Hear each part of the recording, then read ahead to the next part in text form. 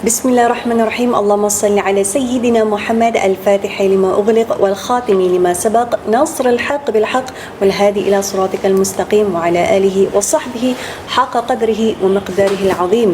Assalamualaikum warahmatullahi wabarakatuh. Kepada penonton setia, Assalamualaikum. Kita doakan walaupun mungkin ada di antara kita ini yang belum puas lagi cuti, masya-Allah, dan mungkin juga ada bersiap-siap untuk nak pergi PBA KL, masya-Allah. Kita doakan agar semua rancangan anda dipermudahkan. Yang paling penting sekali, bangun pagi ni Allah pilih kita untuk berada dalam majlis ilmu. Jom sama-sama komen dekat Facebook dan juga TikTok, ucapkan Alhamdulillah kerana Allah memilih kita untuk mendapatkan majlis ilmu pada pagi ini. Dan bila kita sebut tentang cuti dan juga raya baru-baru ni kan, kebanyakan daripada kita ini persiapan raya biasanya TikTok, masya-Allah. Dari segi sudut pakaiannya, dari segi sudut kadang-kadang ada sampai kenderaan baru pun ada. Tapi jangan sampai satu tahap melebihi daripada kemampuan kita, ataupun satu tahap tu menjadi boros pula. Ini yang kita nak minta jauh sangat-sangat.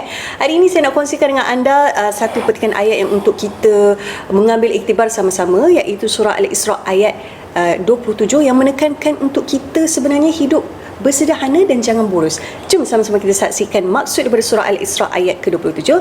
A'udzubillahi minasyaitanirrajim. Dan maksudnya, sesungguhnya orang-orang yang boros itu adalah saudara-saudara syaitan. Wa'iyadzubillah, ya Allah, takut ni baca. Sedang syaitan itu pula adalah makhluk yang sangat kufur kepada Tuhannya. Jadi disebabkan itu, ini adalah peringatan untuk kita. Kalau contohlah kita tengok dekat TikTok kan, scroll-scroll, Masya Allah, ada pula diskaun, rasa macam Allah rugi. Kita kena fikir dahulu, adakah itu keperluan ataupun sebenarnya itu adalah kemahuan sebenarnya. Jadi itulah sikit sebanyak kita nak kongsikan pada pagi ini. Dan seterusnya, Masya Allah, untuk topik kita pada hari ini iaitu sejarah berulang watak berbeza. Selalunya kalau sejarah berulang, biasanya watak tetaplah sama kan. Apa yang sebenarnya ada diceritakan tentang sejarah berulang watak berbeza ni? InsyaAllah kita nak mendalami lebih lanjut bersama dengan ahli panel kita pada hari ini. Masya Allah, lama tak berjumpa. Ini pun setelah sebulan rasanya barulah dapat kembali bersama dengan keluarga. Assalamualaikum, iaitu Ustaz Dr. Muhammad Syamsul. Assalamualaikum Ustaz. Waalaikumsalam warahmatullahi wabarakatuh. Ustaz sihat? Alhamdulillah sihat saja. Alhamdulillah, Masya Allah. Terima kasih Ustaz sudi luangkan masa kita pada hari Ahad ni. Syukur. Alhamdulillah, Masya Allah. Dan bila kita sebut tentang topik Ustaz, saya yakin Masya Allah, Bismillahirrahmanirrahim, Masya Allah, pasti Ustaz boleh memandu hati kita. Sebab di antara kita ni Ustaz, setiap daripada kita pasti ada ujian yang sampai setahap tu mungkin kita mengeluarkan perkataan, semua orang tak faham saya, senanglah kamu cakap sabar, tapi ujian saya berbeza. Tapi adakah betul ujian tu berbeza? Sebab kalau tengok pada Al-Quran, Nabi lagi dahsyat diujinya, Masya Allah, yang kalau kita baca tu rasa ya Allah, kerdilnya lah, kecilnya ujian kita ini. Dan mudah-mudahan mungkin ada di antara kita ini yang nak mencari jawapan. InsyaAllah boleh tonton program Assalamualaikum sampai ke hujung rancangan, insyaAllah. Jadi Ustaz, untuk permulaan ni, izinkan saya untuk bacakan surah Hud ayat 110 untuk kita sama-sama fahami maksudnya. A'udzubillahi minasyaitanirrajim. Dan tiap-tiap berita dari berita rasul-rasul itu kami ceritakan kepada kamu, wahai Muhammad, untuk menguatkan hatimu dengannya, dan telah datang kepadamu dalam berita ini kebenaran dan pengajaran serta peringatan bagi orang-orang yang beriman. Masya Allah. Sebab tu sebenarnya penting untuk kita mendalami Al-Quran kan sebenarnya Ustaz, untuk mencari kekuatan. Sebenarnya, jadi untuk permulaan Ustaz, mungkin Ustaz boleh pandu kita untuk memahami ayat tadabbur Al-Quran dan kenapa Allah tidak menceritakan kisah Nabi ini untuk kita kagum semata-mata, tapi sebenarnya untuk kita ambil ibrah. Betul. Bismillahirrahmanirrahim. Assalamualaikum warahmatullahi taala wabarakatuh. Alhamdulillah wassalatu wassalamu ala Rasulillah wa ala alihi wa sahbihi wa mawala.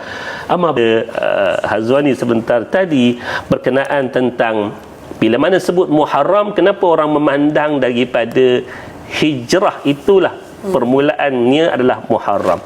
Sebenarnya ia bukan daripada tarikh itu diambil perkiraannya, namun yang lebih tepatnya kerana gerak-gerak awal ke arah penghijrahan itu dijayakan, ianya sememangnya direncanakan daripada seawal Muharram, tatkala mana Zulhijjah yang merupakan saat Nabi sallallahu alaihi wasallam berjaya melaksanakan Bai'atul Aqabah yang kedua bersama dengan golongan Ansar yang datang jumlah bilangannya sekitar 72 orang, memberikan janji taat setia kepada Nabi sallallahu alaihi wasallam.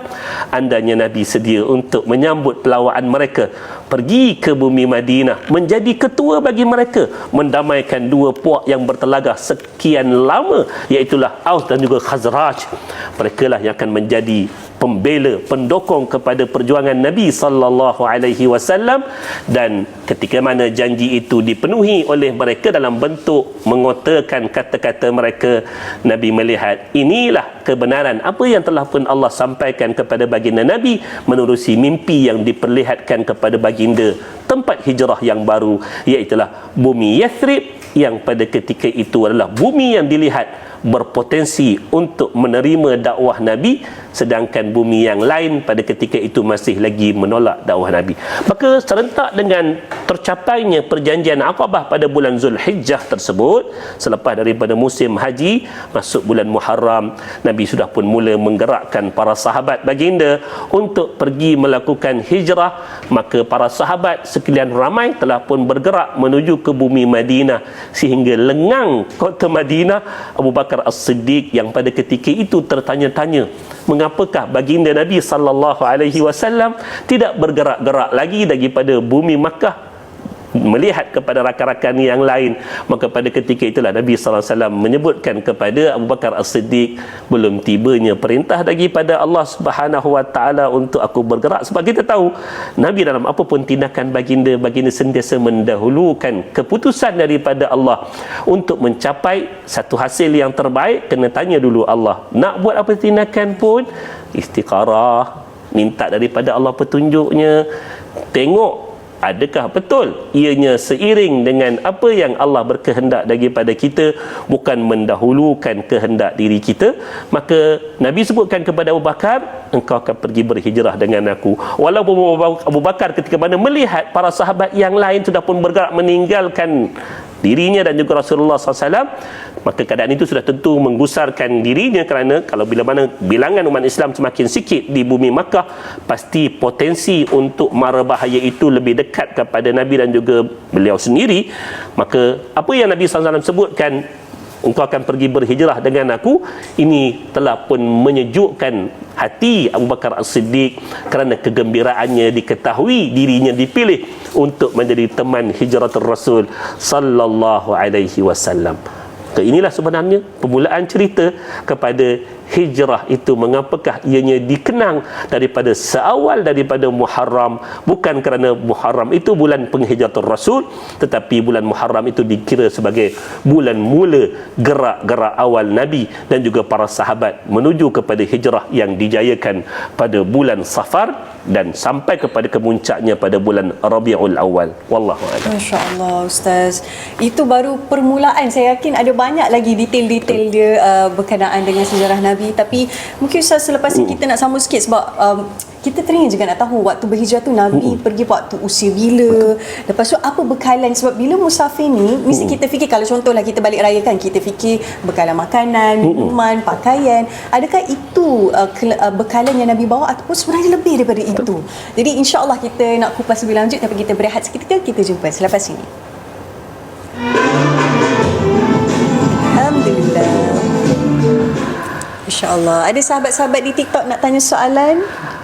Okay. Macam mana dengan pembukaan awal tadi? Okey ke? Harap-harap apa yang dikongsikan tu jelas.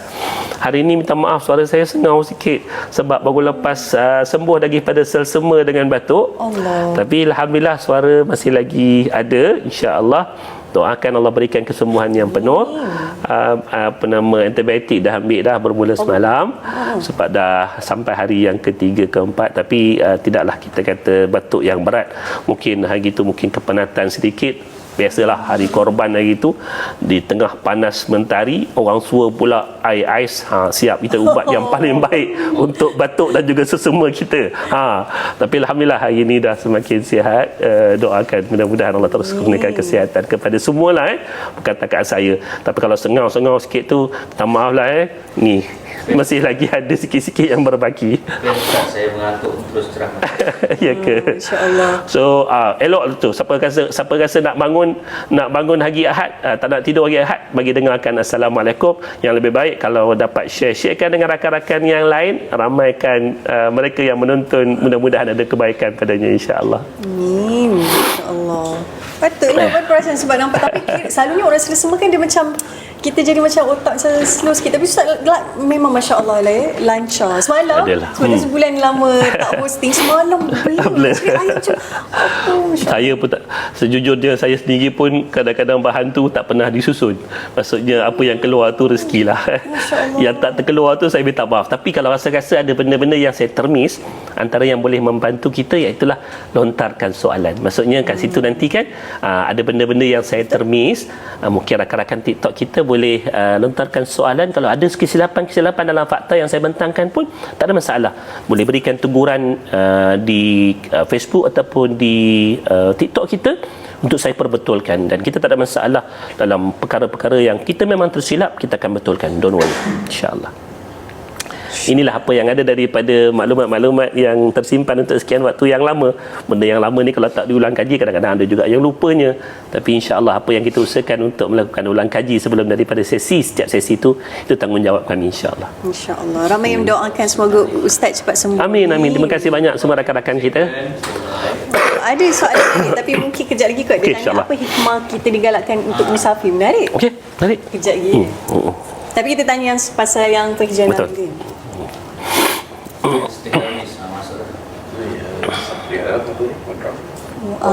Wardrobe Amoy dengan makeup. Dan second Makeup tak perasan ke? Makeup sendiri. Oh my god, minyak 3, 2, 1, berapa in 5, 4, 3. Alhamdulillah, bertemu kembali kita dalam program Assalamualaikum. Kalau tadi kita baru mukaddimah dan juga permulaan cerita penghijrahan Nabi, ini kita nak sambung lagi Ustaz tentang topik kita pada hari ini, iaitu sejarah berulang watak berbeza. Jadi dalam Ustaz sentuh tadi cerita penghijrahan Nabi tadi tu kan, kita nak sallallahu alaihi wasallam, kita nak tahu bila usia Rasulullah pada ketika itu berhijrah. Sebab kenapa kita nak tanya usia ni? Sebab kadang-kadang itu yang menentukan kekuatan seseorang. Kadang-kadang kalau kita fikir usia dah lanjut, mungkin rasa macam ya Allah tak larat, tapi bagaimana Nabi pada ketika itu mampu untuk menggalas tanggungjawab itu. Dan paling penting Ustaz, mungkin Ustaz boleh pandu kita untuk kongsi pada kami, apakah bekalan Nabi pada ketika itu? Adakah bekalan makanan saja ataupun sebenarnya lebih daripada itu? Subhanallah, satu soalan yang menjadi muhasabah untuk saya sebenarnya. Sebab waktu Nabi SAW melangkah melakukan hijrah, usia baginda tak kurang daripada 54 tahun. Ya Allah, 54 tahun tuan-tuan. Dan apa yang Nabi SAW melakukan gerak hijrah ni bukan satu benda yang singkat. Saya pernah melakukan hiking, antara yang ekstrim. Saya melakukan hiking ke Semenanjung Sinai di Mesir. Perjalanan naik turun lebih kurang memakan masa 8 jam. So naik turun tu 8 jam, baru mulai jam lebih sekitar jam 2.30 pagi dan kembali balik sekitar dalam 10.30 pagi. Cerita dalam perjalanan hiking tu yang 8 jam tu pun kita rasa kelelahan yang teramat sangat. Ini kan pula kalau kita lihat dalam perjalanan baginda Nabi sallallahu alaihi wasallam secara keseluruhan untuk hijratul Rasul, ianya memakan masa antara 8 hingga 12 hari. Perjalanan yang kita kata menempuh sekitar 430 km jarak daripada Makkah menuju ke bumi Madinah, dan dalam perjalanan tersebut baginda berhadapan dengan beberapa situasi-situasi cemas.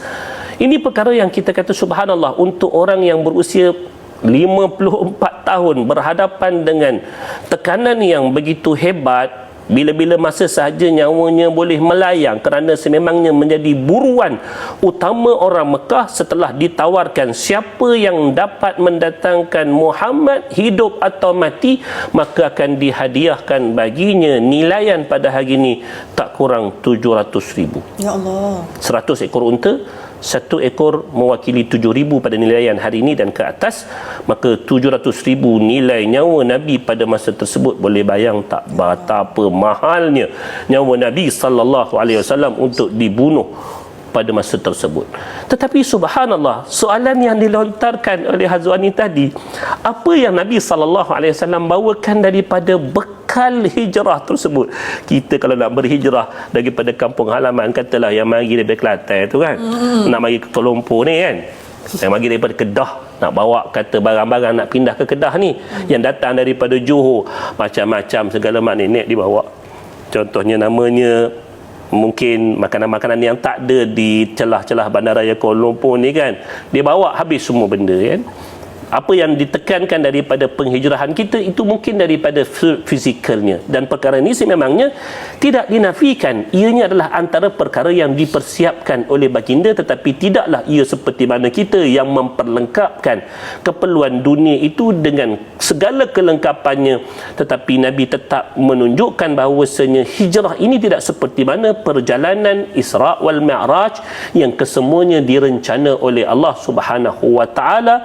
Sedangkan untuk hijrah ini, walaupun ianya hakikatnya adalah merupakan perencanaan Allah, tetap ditunjukkan usaha manusia, ikhtiar Nabi, bermula daripada pemilihan kenderaan untuk dijadikan sebagai tunggangannya.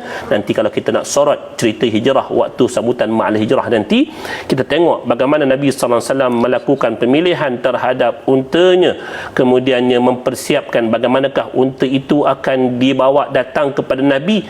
Nabi bukan menunggang daripada bumi Mekah lagi. Kalau Nabi menunggang daripada bumi Mekah, pasti orang menyedari bahawasanya Nabi sedang bergerak meninggalkan bumi Mekah. Tapi Nabi tak menunggang daripada bumi Mekah, sebaliknya berjalan kaki terlebih dahulu, bertemu dengan Abdullah ibni Uraiqid yang membawakan 2 ekor unta untuk Nabi dan juga Abu Bakar bagi merentasi padang pasir. Nabi bukan takat pilih yang namanya kenderaan, Nabi juga memilih lokasi, satu lokasi yang kalau dipikirkan dengan akal, saya kata orang yang memilih akan lokasi ini mesti kena keluar daripada sekolah ketenteraan yang mengajar tentang strategi. Apa yang Nabi pilih? Gua Thur. Gua Thur ni terletak di mana? Terletak di bahagian selatan Mekah, sekitar dalam 4 km daripada kota Mekah. Ianya adalah merupakan hala tuju pertama Nabi SAW.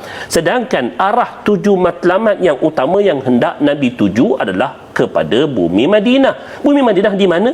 Utara Mekah. Mana ada orang yang nak pergi ke arah satu arah tujuan yang telah pun ditetapkan matlamatnya, bergerak ke arah yang bertentangan terlebih dahulu, kemudian barulah menuju kepada matlamat asal.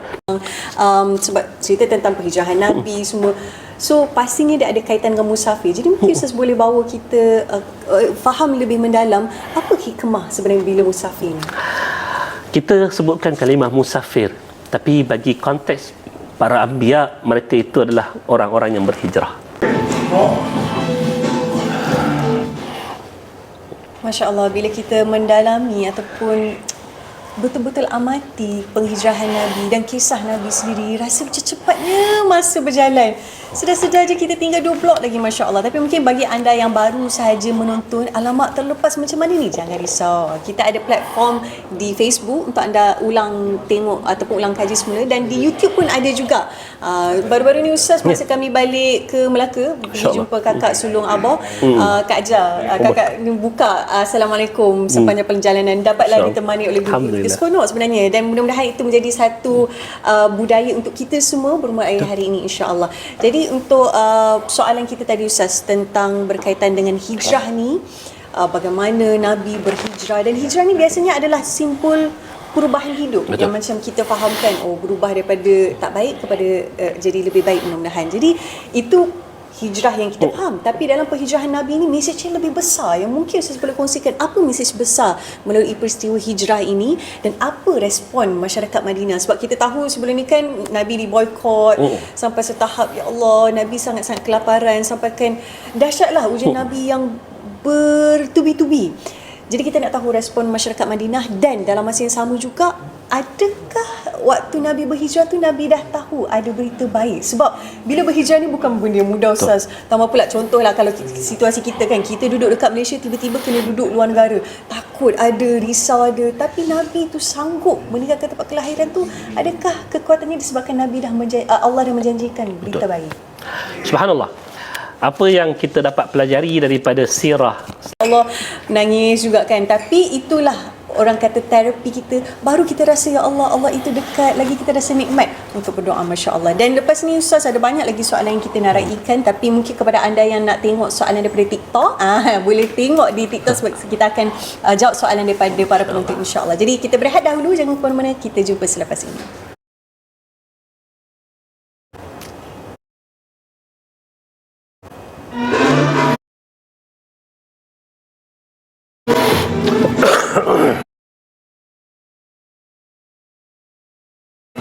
Ada orang tanya, Ustaz, Ya. sama Kalau slot ni 15 minit Ustaz. Okey. Nice. Saya ingatkan sempat nak cut untuk dapat 2 soalan ni kan, tapi tak apa, okey. Tak ikut nanti ada. Baiklah, nanti habis blok ni, motion break tu kita apa dulu? Kita masuk Karo Aklan GPBK ATL. Oh. Kita tak punya hadis. Itu highlight. Oh, event semalam. Okey, boleh. TBA. Alright. Bagi.